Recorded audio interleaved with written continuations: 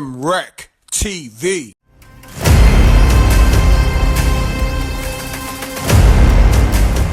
Spooky!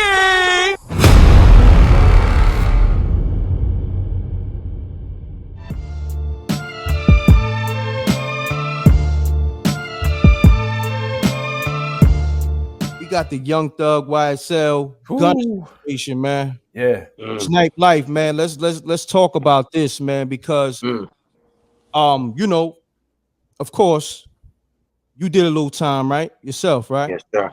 Yes, sir. Okay. So you can give us a little knowledge on the situation right here. And have you been following the case? I mean, a little bit. I ain't gonna say like I know everything. I'm knowledgeable up to, but I seen enough to understand what's going on. You know what I'm saying? Okay, so Gunna's home. Did you see the video of him taking his plea and all that? Yep. Okay. Now, how would you assess that shit? You know, that whole situation, him taking the plea and all that. Could you break that down? I mean, everybody got their own opinion, I guess, about it, obviously. But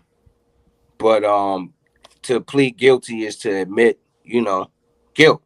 You know what I'm saying? And when it's like you could tell on somebody deliberately, or you could tell on somebody subliminally. You know what I'm saying?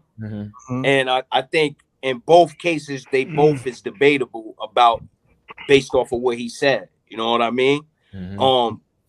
Me myself, again, I caught a bunch of charges. I've been in situations where I had affidavits against me, and I had to bluff them out to make niggas go to grand juries and to get the statements and stenographer to have the minutes on the trial and all of that. I've been through that. So to get yourself out of trouble, you know what I'm saying, and implicate others, like if it's just me and you in the car, right? And they find a burner in the car. I don't gotta say it's yours. All I gotta do is go and say it ain't mine. You know what I'm saying? So that's like subliminal. So if it ain't yours, then it's yours. Right. That's how. If I make a statement on that, now my statement is gonna hold weight in court. It's yours. So wow, that's just my opinion. Like, you know what I mean? He dry snitched. You know what I'm saying?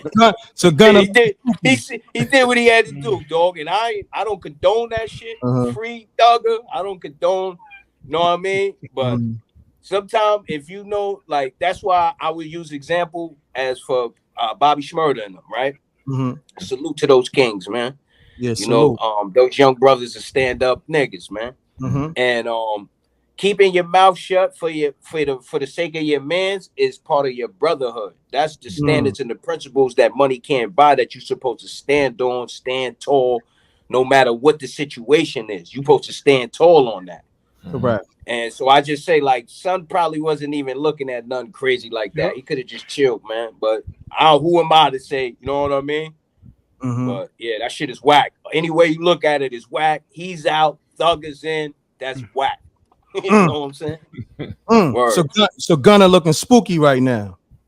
I mean, look, I was a jailhouse lawyer, but I ain't a lawyer. I ain't a lawyer, like, you know what I mean? But I'm a jailhouse lawyer. Yes, I was one of them niggas that'd tell you about your case when you came in. Like, go to the law library, look your shit up, and show you how to fight your shit. I was one of them niggas, and I'm young doing all this. I'm ahead of my time. That's another thing, but I'm saying that to say I've seen enough cases, man.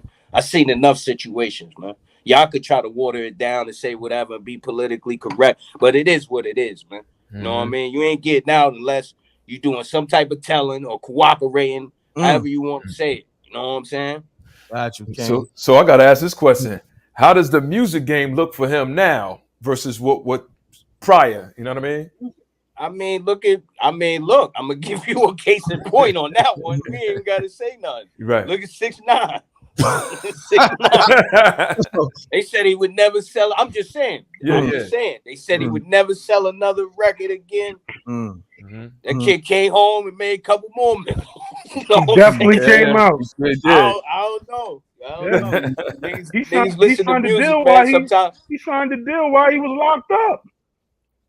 No, I'm just saying, like, if you just say, like, it's like, do people really ban you for abandoning street codes? You know what I mean? That's really like the question. If Yeah, you're an that's entertainer, really do right. people ban you for abandoning street codes? And evidently they don't.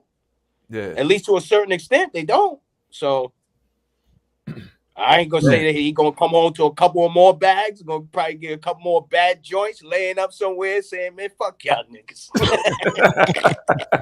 Get somewhere saying, yo, I'm out, man. One. So damn.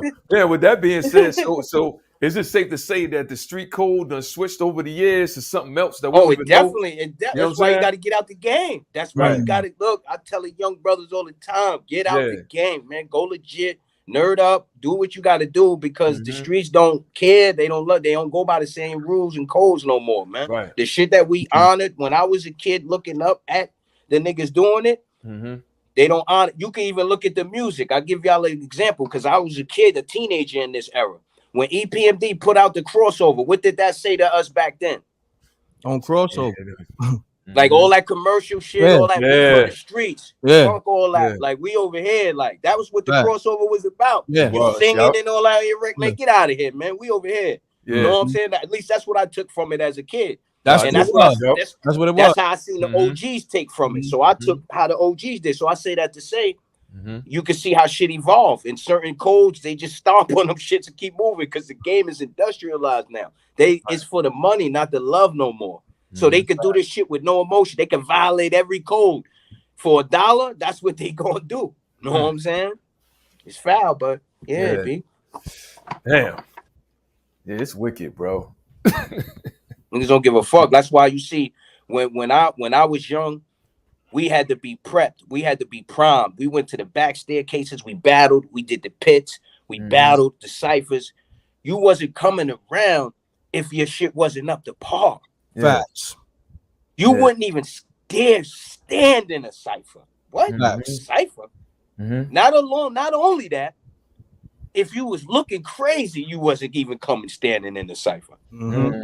I be seeing like no disrespect to fashion. Fashion is. I be seeing niggas come with cowboy hats and sunglasses.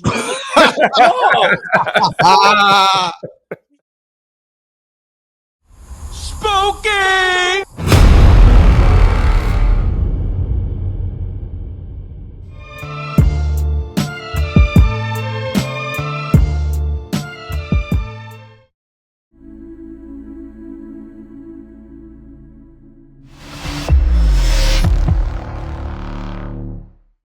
mrecktv.